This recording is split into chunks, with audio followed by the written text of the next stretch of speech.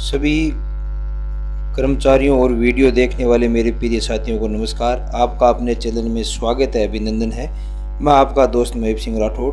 साथियों, आज का अपना विषय है जीपीएफ 2004, जो कि अपना जीपीएफ खाता है जो कि 2004 के बाद जो कार्मिक लगे उनका, उससे विड्रॉल साथियों शुरू हो चुका है। उससे अपन अब आंशिक राशि कुछ निकाल सकते हैं और ये सरकारी कर्मचारियों के लिए बड़ी खुशखबरी है। इसमें क्या क्या करना होता है सर, कैसे इसमें निकालने की प्रक्रिया है, और ये दो प्रकार की प्रक्रिया है जो आपको बताऊंगा मैं। एक ऑटो है, एक मैनुअल है।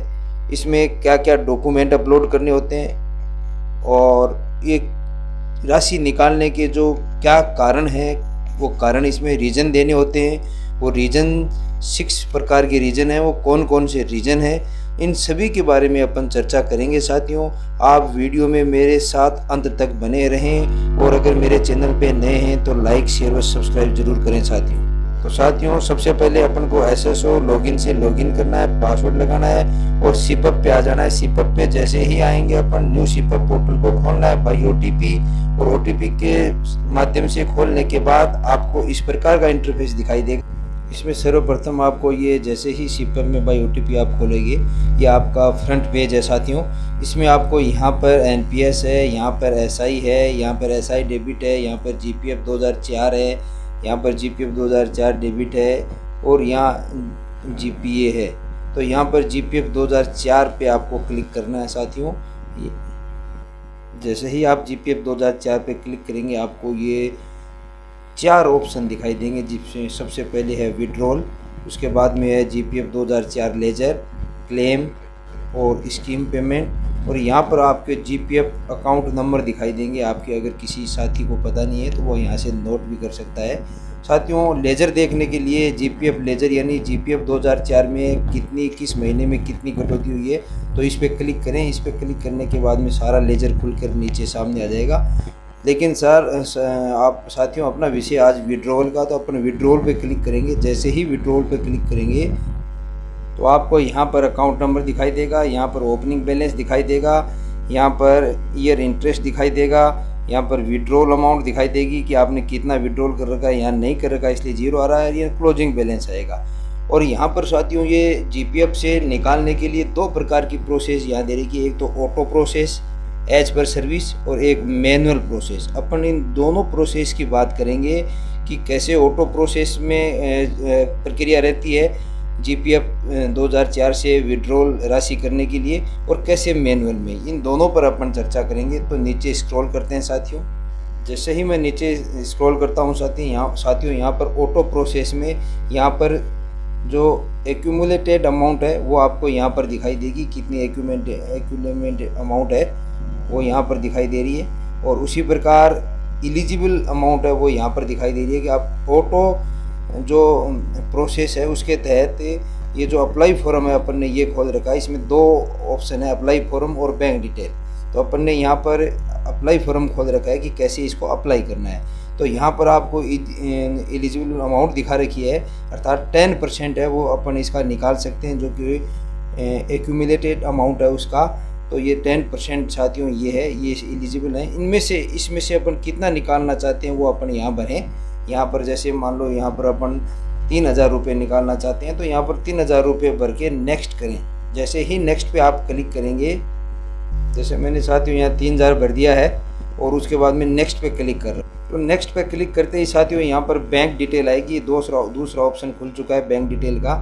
यहाँ पर फॉर प्री एम्प्लॉय यानी यहाँ पर आप राइट का निशान लगाएं। यहाँ पर राइट का निशान ऑटोमेटिक आता है, और यहाँ पर बैंक डिटेल यानी बैंक होल्डर नाम, account number, IFSC code, bank का नाम, ब्रांच नेम आएगा, और यहाँ पर सबमिट विथ आधार करना साथियों। जैसे ही आप यहाँ पर सबमिट करोगे तो वैसे आपके आधार पे ओटीपी आएगा, आधार ओटीपी वेरीफाई होगा और ये अप्लाई हो जाएगा लोन, और आपके खाते में आ जाएगा। तो साथियों, ये तो रहा ऑटो प्रोसेस यानी प्रथम प्रक्रिया। अब अपन देखते हैं मैनुअली अपन कैसे अप्लाई करते हैं, इसके बारे में भी मैं आपको बता रहा हूँ। तो साथियों, मैनुअली अप्लाई करने के लिए यहाँ पर मैनुअली पे क्लिक करना होगा। मैनुअली पे जैसे ही क्लिक करते हैं, आपके यहाँ पर अप्लाई फॉर्म, बैंक डिटेल और डॉक्यूमेंट 3 प्रकार के ऑप्शन खुलते हैं। अर्थात जो ऑटो प्रोसेस थे उसमें दो ही प्रक्रिया थी, एक तो अप्लाई फॉर्म और बैंक डिटेल, लेकिन मैन्युअली में आपको डॉक्यूमेंट और अपलोड करना होगा। यहाँ पर साथियों रीजन ऑफ विड्रॉल, यहाँ पर एक्यूमुलेटेड अमाउंट, यहाँ पर एलिजिबल अमाउंट और विड्रॉ अमाउंट ये होगी। तो यहाँ पर रीजन दे रखे हैं साथियों, ये रीजन इससे ड्रॉप लिस्ट से अपन को सिलेक्ट करने होंगे। तो अपन रीजन देखते हैं साथियों क्या क्या है। जैसे ही यहाँ पर क्लिक करते हैं यहाँ पर आपको रीजन दिखाई देंगे, ये सभी रीजन हैं। जैसे सबसे पहले कंस्ट्रक्शन है, रिपेयरिंग है, या परचेज ऑफ बिल्डिंग और लैंड है, रीपेमेंट ऑफ लोन है। तो ये इसके लिए साथियों 75% की राशि अपन ले सकते हैं। उसी प्रकार हायर एजुकेशन तक अपन 50% उठा सकते हैं। इलनेस के लिए अपन 50% इससे विड्रॉल कर सकते हैं। मैरिज और इंगेजमेंट ऑफ सेल्फ पर्सन और डॉटर के लिए अपन 75% तक अमाउंट अपन जीपीएफ से विड्रॉल कर सकते हैं। उसी प्रकार परचेज ऑफ कंज्यूमर ड्यूरेबल यानी रेफ्रिजरेटर, एयर कंडीशनर ईटीसी के लिए भी अपन 50% अमाउंट अपन विड्रॉल कर सकते हैं। उसी प्रकार परचेज ऑफ जीप है, मोटर कार है, साइकिल है, स्कूटर है, इसके लिए भी 50% अमाउंट है अपन इससे जीपीएफ 2004 से विड्रॉल कर सकते हैं। तो साथियों ये 6 बिंदु हैं, ये रीजन है जिनके तहत अपन ये अमाउंट है वो विड्रॉल कर सकते हैं। इस अगर मैं ये मैरिज वाला चुनता हूँ साथियों, इसमें जैसे मैं मैरिज वाला सिलेक्ट करता हूँ यहाँ पर, तो मैरिज वाला जैसे ही मैं सिलेक्ट करूँगा वैसे ही यहाँ एज्यूम्ड अकाउंट और एलिजिबल अकाउंट है दोनों यहाँ पर भर के आ जाती है साथियों। तो जैसे एग्जांपल के रूप में संबंधित कार्मिक के यहाँ पर जो एक्यूमुलेटेड अमाउंट है वो 3,12,942 रुपये है।